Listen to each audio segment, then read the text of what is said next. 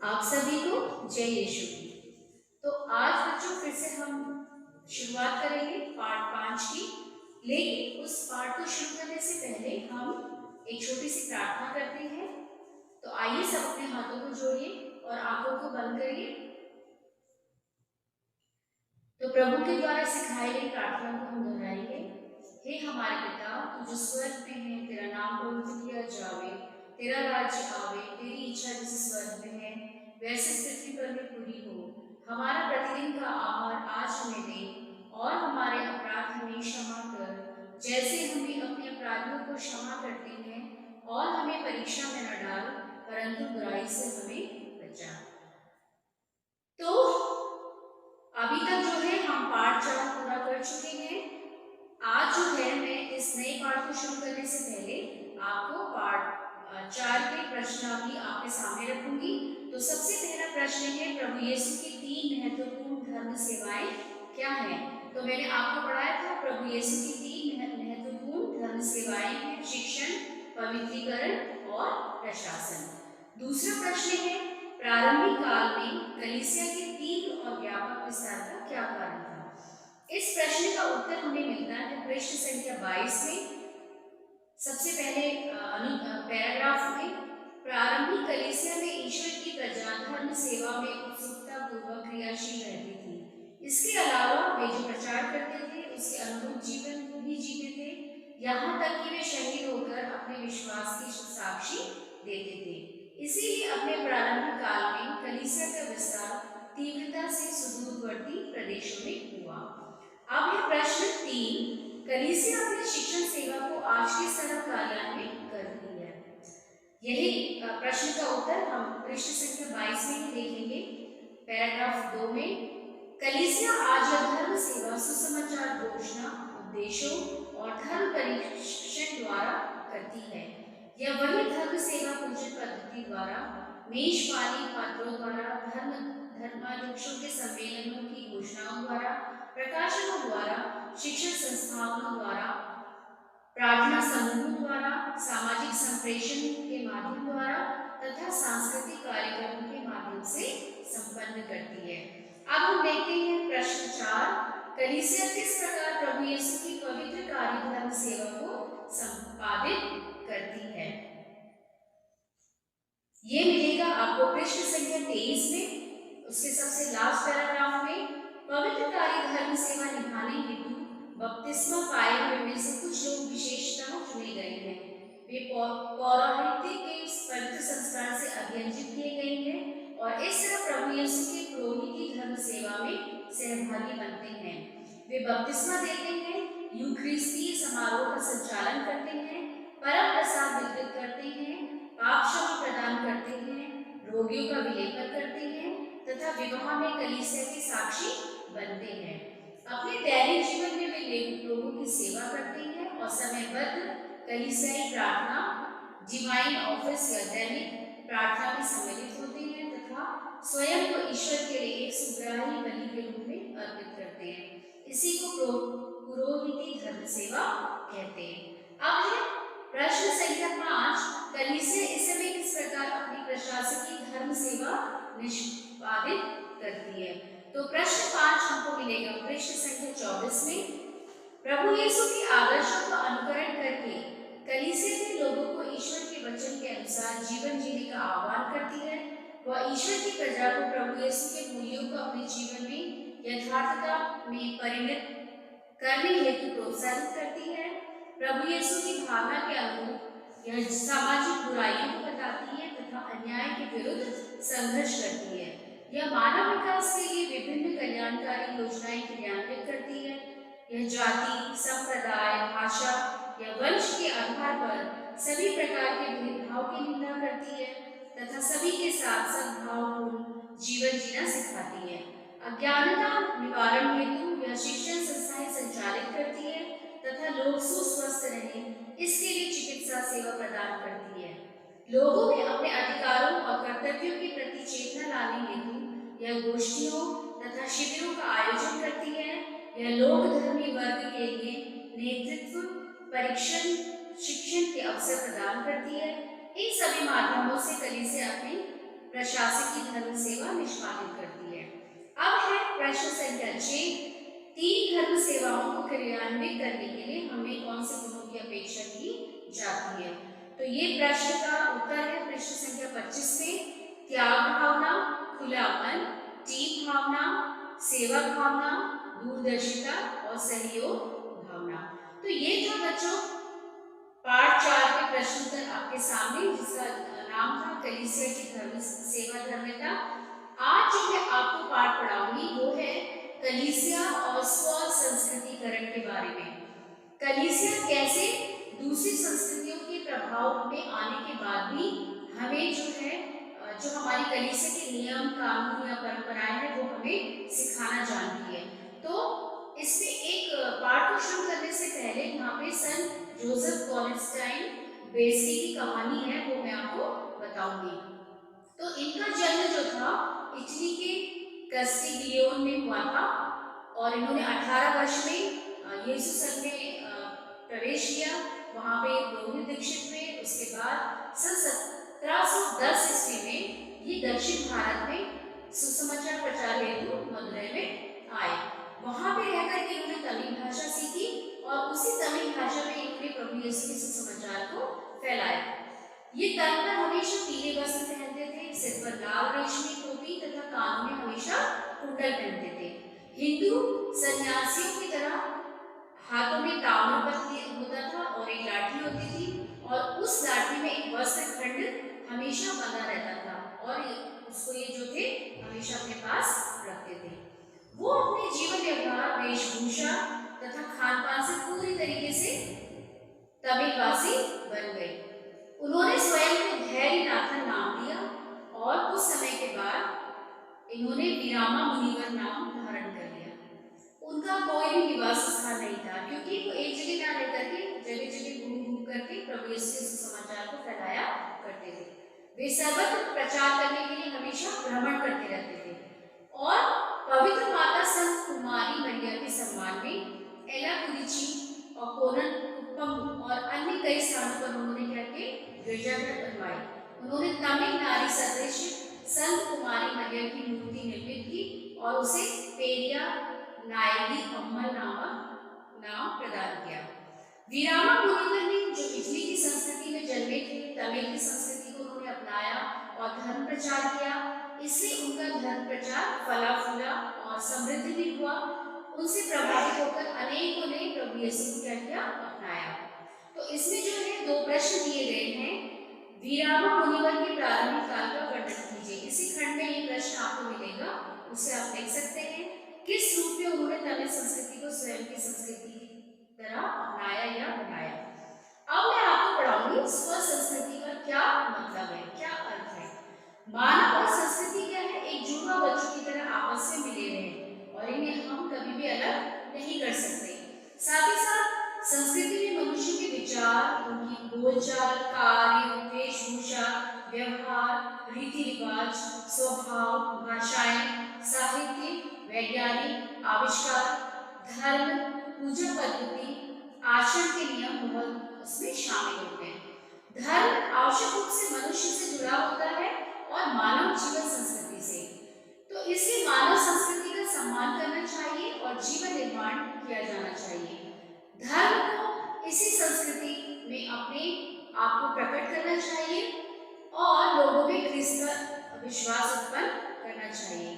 तो इसे ही हम स्व संस्कृतिकरण कहते हैं। जब हम प्रभु यीशु को अपनाएंगे, जो उन्होंने हमसे बातें कही है उसको हम अपने जीवन में आत्मभूत करेंगे, तो तभी क्या है, हम उनकी संस्कृति को अपने जीवन में अपना सकते हैं। तो प्रत्येक देश की क्या होती है, एक अनूठी और विशेष संस्कृति होती है। हर एक देश की अपनी अपनी अलग अलग संस्कृति है। तो कलीसिया को अपनी पहचान और परंपरा को खोए बिना अन्य देशों की संस्कृति के साथ क्या करना पड़ता है, जुड़ना पड़ता है। ऐसे संबंध स्थापित होने से कलीसिया और संस्कृति दोनों ही एक दूसरे के साथ आपस में समृद्धि उनकी होती रहती है, मतलब वो आगे निरंतर बढ़ते चले जाते हैं।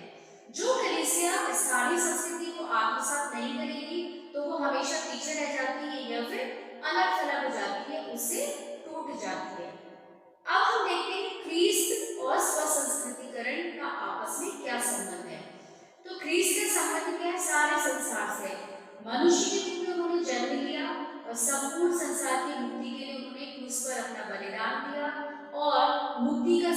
संबंध संपूर्ण विश्व से स्थापित किया। तो प्रभु यीशु क्या थे? यहूदी जाति के थे और उसी यहूदी जाति में उन्होंने जन्म लिया। यहूदी संस्कृति में उनका पालन पोषण हुआ। उन्होंने यहूदियों की तरह स्वयं सेवक बने और यहूदी नियमों और परंपराओं को उनके अधीन रहे और उनका पालन किया। जिससे कि हम अपनी बाइबल में देखते हैं, लूकस रचित सुसमाचार उसका दूसरा अध्याय 22 से 24 वाक्यांश में, ये आपको पृष्ठ संख्या 91 में मिलेगा। संत लूकस रचित सुसमाचार उसका 22वां अध्याय 22 और 23 और 24 वाक्यांश में। तो ये हम देखते हैं मंदिर में समर्पण। जब मूसा की संहिता के अनुसार शुद्धिकरण का दिन आया तो वे बालक को प्रभु को समर्पित करने के लिए यरूशलेम ले गए। जैसा कि प्रभु की संहिता में लिखा है, हर पहलौठा प्रभु को अर्पित किया जाए, और इसलिए भी कि वे प्रभु की संहिता के अनुसार पंडुकों का एक जोड़ा या कपोत के 2 बच्चे बलिदान में चढ़ाए। तो इस जो संस्कृति या रिवाज को जो हम है बाइबल में भी देखते हैं कि प्रभु की जो संहिता की रिवाज था उसके हिसाब से वो लोग यरूशलेम में आए और उन्होंने वहां पर प्रभु यीशु को चढ़ाया। अब हम देखते हैं यहूदी संस्कृति एवं रीति रिवाज के अनुसार क्या क्या होता था। तो जैसा यहूदी रीति रिवाज में वहां पे खतना होता था, वैसे प्रभु यीशु का खतना किया गया, जो कि जिसका विवरण हम लूकस में के सुसमाचार 2 और उसकी 11 वाक्यांश में पढ़ते हैं। फिर पास्का पर्व में यरूशलेम मंदिर में समर्पित किए गए, जो कि लूकस 2:41 से 42 वाक्यांश में पढ़ेंगे। वे यहूदी सभागृहों में गए और प्रार्थना की, जो कि लूकस 4 उसके 16 वाक्यांश में पढ़ने को मिलेगा। उन्होंने यहूदी रब्बी यानी गुरु की तरह उपदेश दिया हेतु अधिकार पूर्वक, जो कि मरकुस रचित सुसमाचार 2 अध्याय 1 और उसके 22 वाक्यांश में आपको देखने को मिलता है। उसके बाद उन्होंने पास्का भोज में भी भाग लिया, जो कि लूकस रचित सुसमाचार 22 अध्याय 15 से 20 में हमें पढ़ने को मिलता है। वे यहूदी रीति रिवाज के अनुसार दफनाए भी गए, जो कि यूहन्ना रचित सुसमाचार 19:38 और 42 वाक्यांश में हम पढ़ने को हमें देखने को मिलेगा। अब है एक तो था ख्रीष्ट संस्कृतिकरण, फिर यहूदी संस्कृति और उसके रीति रिवाज के अनुसार प्रभु यीशु ने कैसे अपने आप को बदला। फिर है प्रारंभिक कलीसिया और स्व संस्कृतिकरण, जो पूर्व में जो हमारी कलीसिया थी वो कैसे हमें बताएगी कि स्व संस्कृतिकरण क्या है। तो प्रारंभिक कलीसिया ने जहां भी अपनी जड़ें जमाई, उन्होंने स्थानीय कलीसिया को हमेशा अपनाया। वहां की कलीसिया में जो भी बातें थी, वहां की जो संस्कृति थी, उसको उन्होंने अपने जीवन में अपनाया। उन्होंने सर्वप्रथम बपतिस्मा ग्रहण किया, वो अधिकांश यहूदी थे। ख्रिस्ती बनने के पश्चात भी उन्होंने अपनी रीति रिवाज और परंपराओं को नहीं त्यागा। जैसे उन्होंने बपतिस्मा ग्रहण किया और खतना भी करवाया। यद्यपि वो ख्रिस्तियों की तरह घरों में रोटी भी तोड़ते थे, परंतु वे यहूदी सभागृहों में अन्य यहूदियों के साथ एकत्र होते और यहूदी रीति से प्रार्थना भी करते थे। यहूदियों की तरह वे नियमित समय पर ही प्रार्थना करते थे। वे पास्का और पेंटेकोस्त दोनों पर्वों को मनाते थे। उसमें ये विशेषता थी कि पास्का पर्व पुनरुत्थान के लिए होता था और पेंटेकोस्त पवित्र आत्मा के अवतरण के रूप में वो हमेशा मनाते थे। तो प्राचीन ख्रिस्ती भी सबत यानी विश्राम दिवस को मनाते थे, किंतु वे रविवार को न मना करके वे शनिवार को रविवार को मनाते थे, लेकिन ना कि शनिवार को। अब है पवित्र परिषद और संस्कृतिकरण। पवित्र परिषद क्या है? जो यरूशलेम की हमारी परिषद है, उसमें कैसे संस्कृतिकरण को हम देख सकते हैं। तो कलीसिया फिलिस्तीन से बाहर अन्य देशों में तीव्र गति से जब फैलने लगी, तो वहां पे क्या था? जो यहूदी नहीं थे उन्होंने भी सुसमाचार स्वीकार किया, बपतिस्मा ग्रहण किया, खतना करवाया एवं जो भोजन संबंधी नियमों के कारण उन्होंने जो उन सब बातों को अपनाया, तो इससे उनमें क्या होने लगी? समस्याएं उत्पन्न होने लगी, कठिनाई आने लगी उनको ये सब बातों को अपनाने में। तो अतः हम कह सकते हैं कि स्व संस्कृतिकरण पहली समस्या थी कि दूसरे की संस्कृति को अपनाना और के बारे में वर्णन किया गया है। जो जहाँ पे कि स्थानीय कलीसिया होती है, तो उस जगह पे रहने वाली अक्सर जो रीति रिवाज होते हैं उनको अपनाते हैं, और उन रीति रिवाजों का सबका अपनाना बहुत ज्यादा कठिन होता है, क्योंकि हर एक देश की अपनी अलग अलग संस्कृति है। तो हम ये कह सकते हैं कि ये सभी समस्याओं का हल यरूशलेम की जो परिषद बनाई गई थी इसकी सभा में निकाला गया, जिसका विवरण हम पढ़ेंगे प्रेरित चरित्र 15 अध्याय उसके 1 से 35 में। ये 1 से 35 वाक्यांश तक बहुत लंबा है, लेकिन मैं इसको आपको थोड़ा संक्षिप्त रूप से बताऊंगी। तो इसमें क्या था, जब अंताकिया में प्रेरित चरित्र जो थे पौलुस जब वहां पे गए, तो उन्होंने पेट्रुस ने उन लोगों से कहा, अंताकिया में क्या हो गया, मतभेद हो गया और वाद विवाद खड़ा हो गया। क्यों? अंताकिया की कलीसिया ने उन्हें विदा किया, वे फेनिसिया और समारिया, क्योंकि वे अलग अलग जाकर के प्रभु यीशु के सुसमाचार को फैलाते थे। सब भाइयों गैर यहूदियों के धर्म परिवर्तन के विषय में बताकर बड़ा आनंद करते थे। जब वे यरूशलेम पहुंचे तो कलीसिया प्रेरितों तथा अध्यक्षों ने उनका स्वागत किया और उन्होंने बताया कि यीशु ने उनके द्वारा क्या क्या कर दिखाया। तो इसमें इन्होंने बताया है कि यरूशलेम में मतभेद हुआ और वाद विवाद भी हुआ। फरीसी संप्रदाय के कुछ सदस्य थे जो विश्वासी हो गए थे और यह कहते हुए खड़े हुए और कि उन्हें लोगों को खतना करना चाहिए, और उन्हें आदेश किया कि वे मूसा संहिता का पालन करें। प्रेरितों और अध्यक्ष इस समस्या पर आपस में विचार करने के लिए एकत्र हुए। बहुत वाद विवाद हो चुका था। तब पेट्रुस ने करके कहा, तब इस समय में पेट्रुस के भाषण के बारे में हम पढ़ते हैं। उन्होंने कहा कि क्या आप जानते हैं कि यीशु ने प्रारंभ से ही आप लोगों में से चुन करके निश्चय किया और गैर यहूदी मेरे मुख से सुसमाचार का वचन सुने और विश्वास करें। ईश्वर मनुष्य का हृदय जानता है, उसने उन लोगों को हमारे लिए समान पवित्र आत्मा प्रदान किया। इस प्रकार उसने उनके पक्ष में साक्ष्य दिया और विश्वास द्वारा उनका हृदय शुद्ध कर हमें और उनमें कोई भेद नहीं किया। जो जुआ ना तो हमारे पूर्वज होने में समर्थ थे और न हम उसे शिष्यों की कंधों पर लाकर आप लोग अब ईश्वर की परीक्षा क्यों लेते हैं। हमारा विश्वास तो यह है कि हम और वे भी प्रभु ईसा की कृपा द्वारा ही मुक्ति प्राप्त करेंगे। तो इस तरीके से पेट्रुस ने वहां पे अपना भाषण दिया। उसके बाद याकूब का भाषण हुआ और उन्होंने जो भी वहां पे समस्याएं थी उसके बाद उन्होंने आपस में बात की।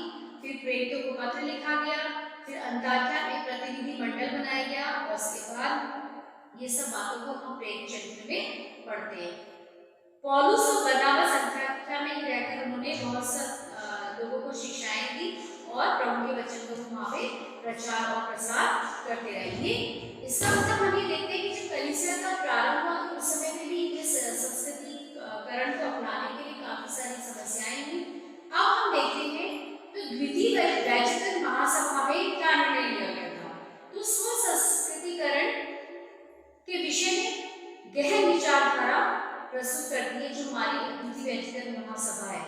मिशन देशों में कलीसिया निम्नलिखित क्षेत्र में स्थानीय संस्कृति की ओर अंगीकार करती है, जैसे कि वहां की पूजन पद्धति में जब हम अपने देश भारत की बात करते हैं तो यहाँ पर थोड़ा सा पूजन पद्धति का थोड़ा अलग तरीका है।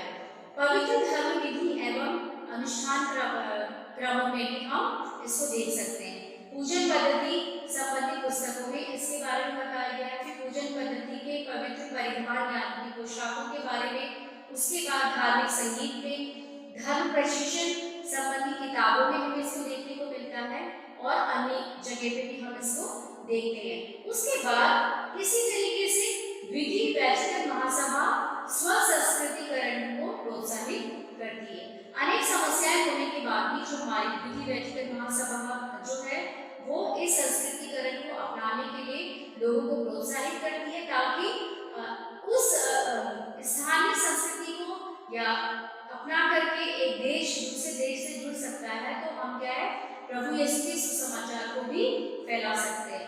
तो आज का जो ये पाठ का पहला भाग था वो था कलीसिया और स्व संस्कृतिकरण। उसके साथ में मैंने आपको बताया उसका अर्थ, साथ ही साथ में मैंने आपको जोसेफ कॉन्स्टेंटाइन बेसिस की कहानी आपको बताई और उसके साथ में ग्रीस और स्व संस्कृतिकरण का कैसा संबंध था और यहूदियों के क्या रीति रिवाज थे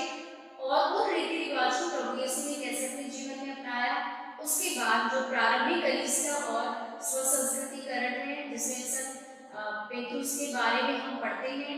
उसके बाद जो पवित्र परिषद और स्वसंस्कृतिकरण है, जिसमें कि हम यरूशलेम की परिषद को देखते हैं। जब वहाँ पे स्वसंस्कृतिकरण को अपनाने की बात की गई तो बहुत सारी समस्याओं का सामना करना पड़ा। उसके बाद द्वितीय वैचिकन महासभा में काफी सारे निर्णय लिए गए, जिसमें कि इसमें बताया गया कि अलग अलग देशों के रीति रिवाज के अनुसार पूजन पद्धति और उनकी पोशाकों में, उनके धर्म विधि अनुष्ठानों में तथा धर्म प्रशिक्षण में और अन्य बातों में हम उसको बदल सकते हैं, वो उनकी संस्कृति को अपना सकते हैं। तो इस वहाँ की जो द्वितीय वैचिकन महासभा है वो स्व संस्कृतिकरण को अपनाने के लिए हमेशा प्रोत्साहित करती है। तो बच्चों, आज का जो पाठ था कलीसिया और स्व संस्कृतिकरण आपको समझ में आया होगा।